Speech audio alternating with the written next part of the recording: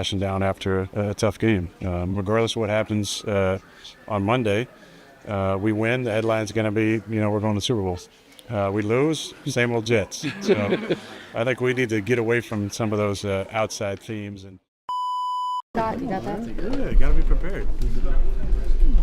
Questions? Aaron, right out of the box, you go against the Super Bowl runner-up. How's that defense? What the problems they're going to present to you? That's great defense. A lot of great players on it. Got against, a few of the guys over the years now. Two new faces, obviously, every year as there is in the league. New coordinator. Staley's on the staff. So there'll be, I'm sure some unscouted looks that we always see in the first few weeks, but good test for us.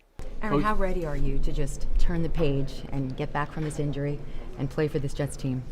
Well, part of the turn the page was last year coming back to practice, and then the other part was, OTAs and training camp and all that. So I feel ready. Coach said you're in a great place.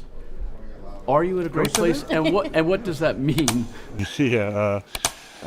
Well, the mental part of it is the most important part. You got to get your mind right. It's a grind. It's, long season, a lot of ups and downs. You got to prepare yourself to really get off the waves. You got to find a way to be a stability point for the team, and so we're not riding the highs too much or riding the lows, because adversity's going to come at some point during the season. We got to make sure we're handling it the right way. Mike McCarthy came in years ago and said what seemed to be a wild statement at the time in 2006. He said our biggest difficulty is going to be handling success, and as the years went on, I realized how important those words are.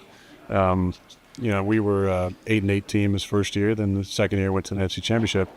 I think what he meant was you just can't ride the highs too high, and then the whole world's crashing down after a tough game. Regardless of what happens on Monday, we win, the headline's going to be, we're going to the Super Bowl.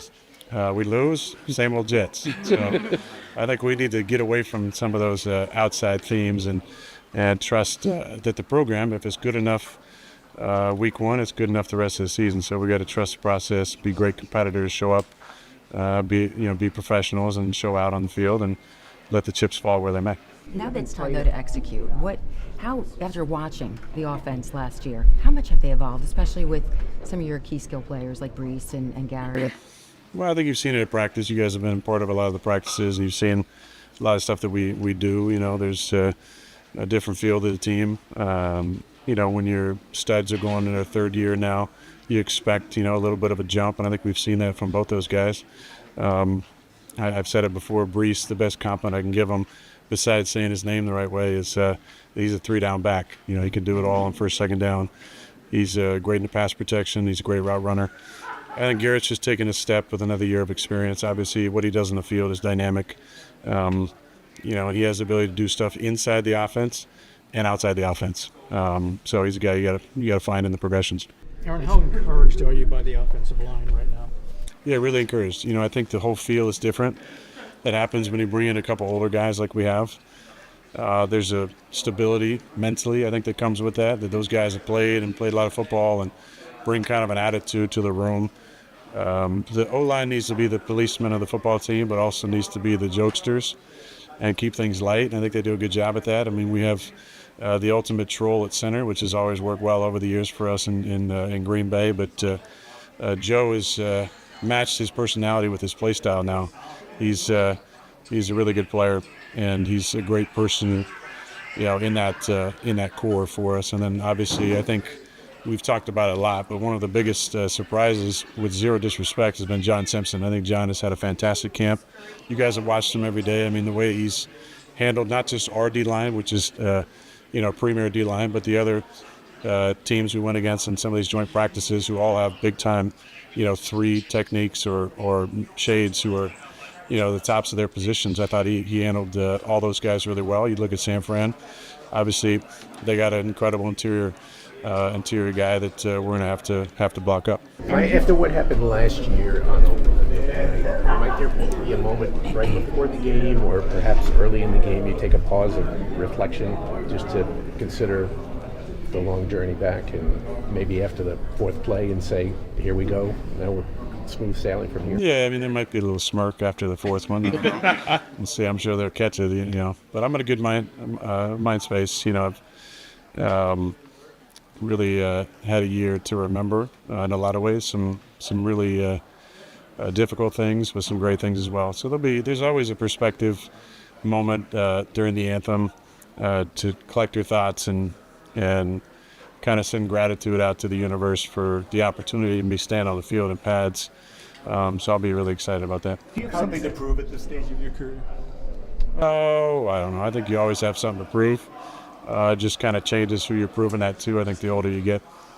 Does this team? Is there any added emotion or feeling with it being the 49ers and, you know, your history with them from growing up through the draft, through the playoff battles?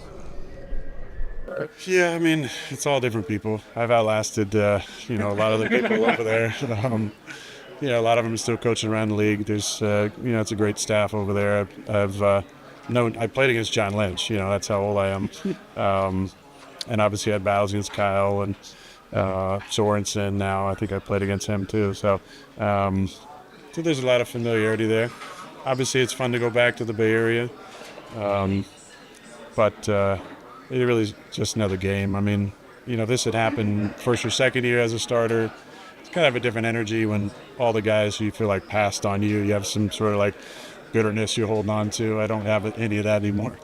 How does going against your top-notch defense every day prepare you guys for the season? Yeah, I mean, I think it's great for us from a confidence standpoint that, we could do some good things in training camp. Obviously, you guys watched the practices again, and it wasn't a beatdown that we took last year in training camp. I felt like we had a lot of days where, we were dictating kind of pace and physicality at times, which says a lot about our guys.